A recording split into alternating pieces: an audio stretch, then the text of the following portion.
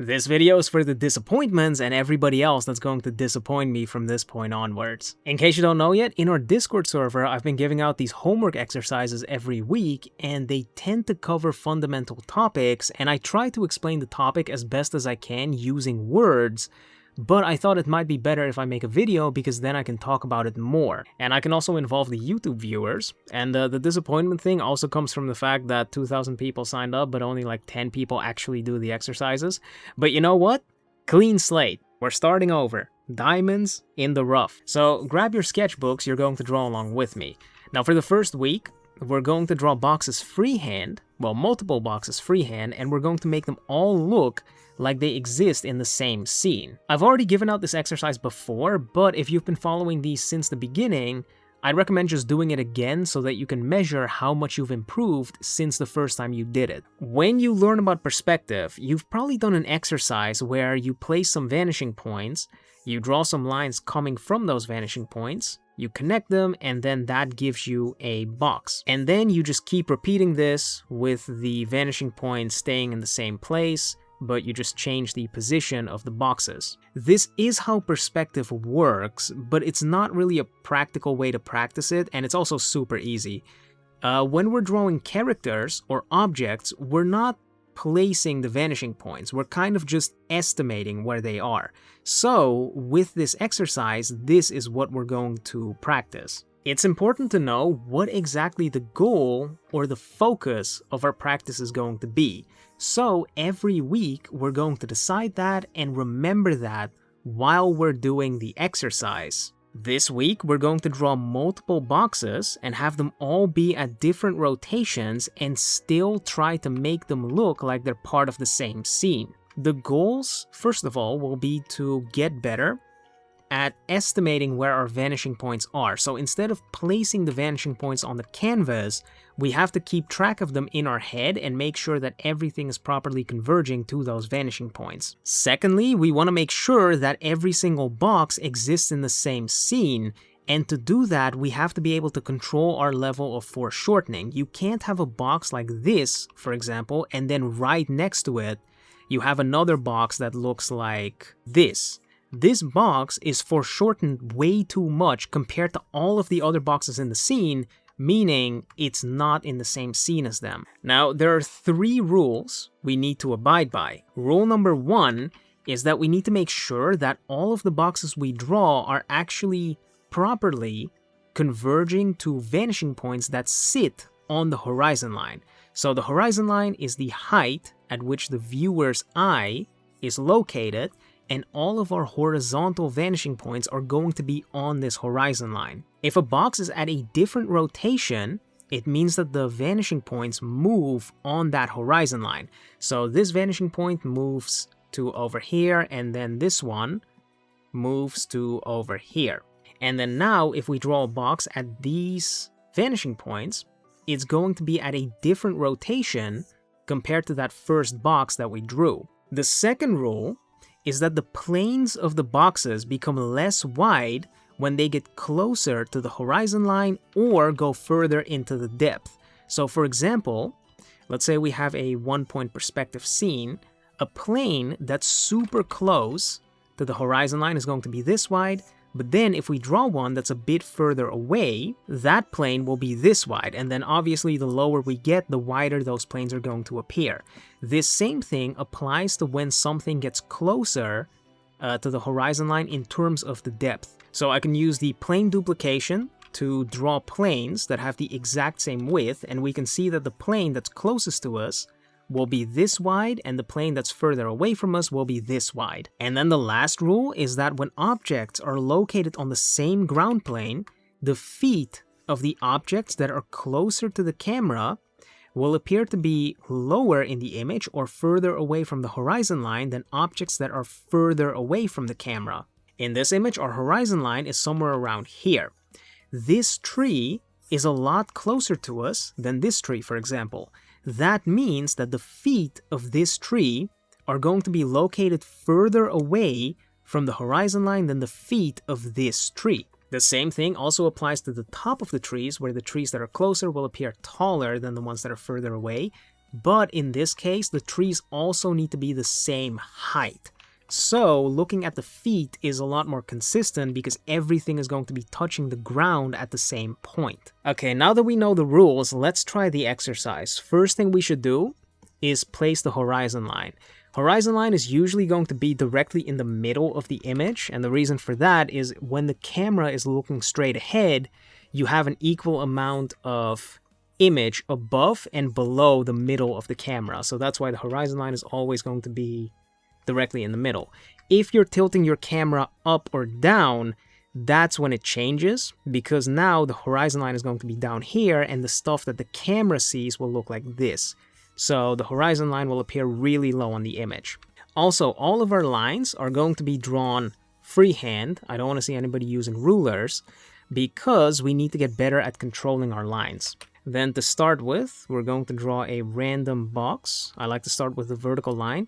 And remember that the closer a box gets to the horizon line, the less wide its top plane gets. So considering that this one is super close to the horizon line, we need to make this plane very thin.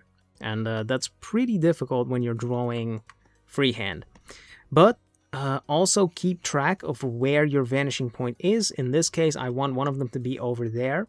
So the other one is probably going to look like that, and the other one is way off to the side, so something like that. Then we connect these, and that's box number 1 done. You can also put some color on them because it's easier to look at what the box looks like, but that's not necessary.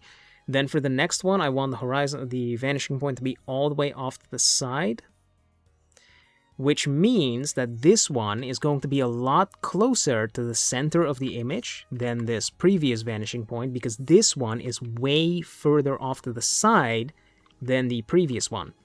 And I think having the vanishing point right around there would look good. So we go that way. This also comes down to being able to estimate where your vanishing points are, not just being able to keep track of them in your head, but you also need to be able to estimate what a 90-degree angle in perspective would look like. And with the way this box is drawn, it's also not quite converging to the vanishing points correctly, so that's something to keep in mind. Then for the next one, we're going to go down here. Let's place one... Actually, let's place one below this. So this one is going to be a lot closer to the horizon line, meaning we need to make the plane as wide as that one.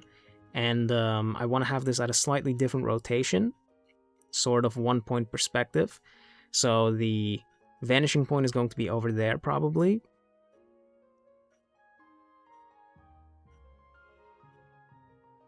And then we do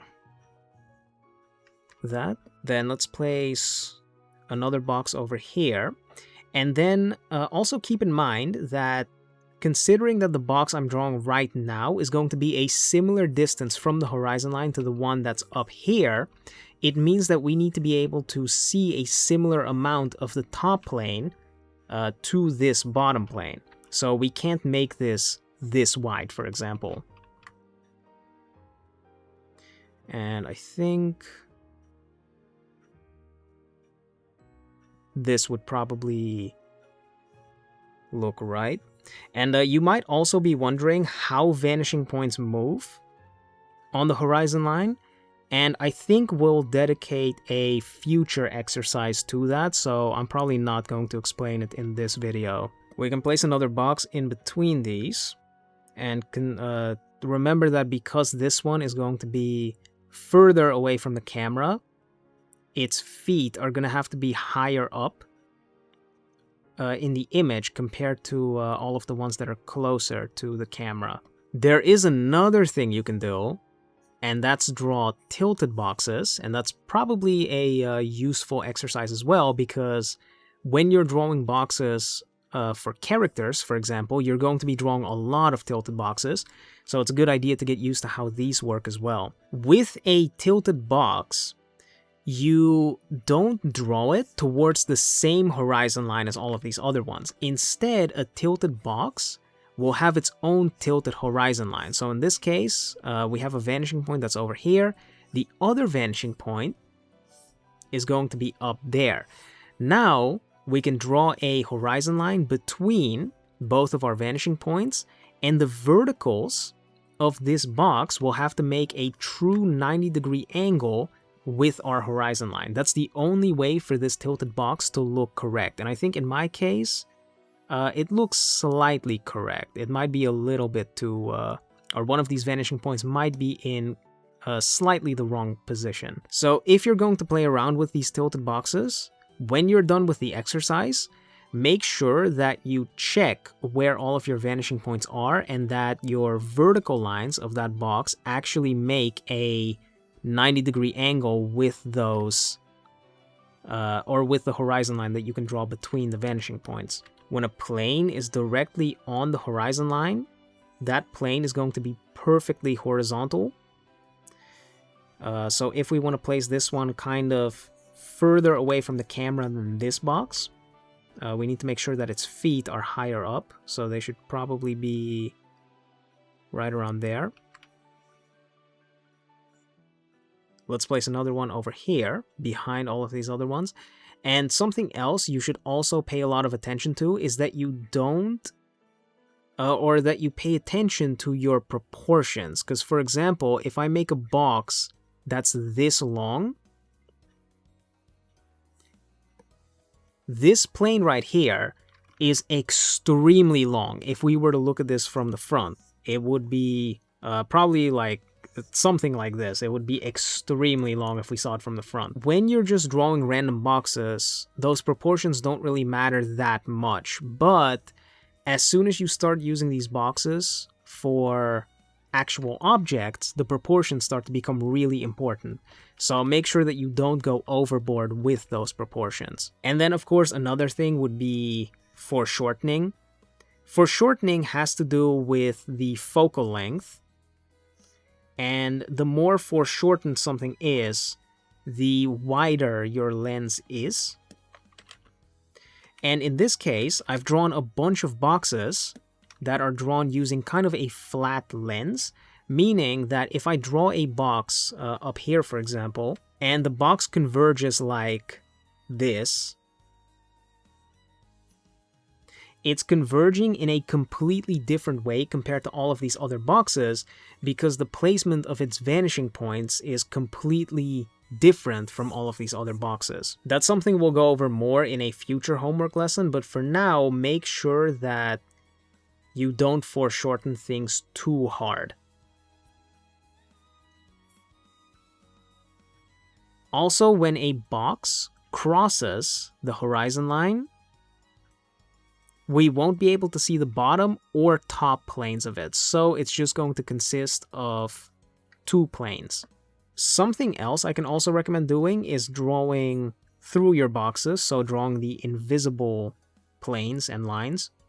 And by doing that, you can make sure that things don't intersect. Like, for example, if I were to draw the box that I'm drawing right now, if I drew it over here, and I did this, it would intersect with this box right at that point, which would make it incorrect. So by drawing through those forms, you can keep track of that. It also makes it easier to check if things are converging correctly, because if your lines don't line up correctly, it means your vanishing points are in the wrong spot.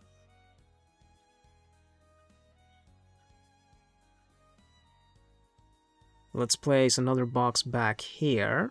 I can actually draw through the form to make sure the line is placed correctly.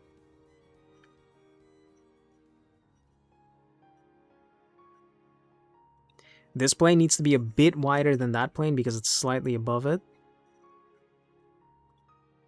Now, once you're done, what you can do is check to see if all of your boxes are actually converging properly. Like, for example, I think this top line is a little bit off. It should have been angled slightly like that. And then I think the ones on the other side are more or less correct. Your lines don't have to be absolutely perfect, or they don't have to be perfectly converging, because we did freehand this, but that is the goal. So over the course of the week, I recommend drawing a couple pages of boxes like this. You could even do it as a warm-up exercise, for example. And then next week, I think we're going to cover how to rotate boxes. Now remember, you can join our Discord server if you want to actively participate. You can go to the Daily Art Practice Forum, and then there's going to be a channel for this specific homework exercise. So if you want to get advice from me, for example, you could ask me in that channel. But that's it, so I'll catch you guys next time.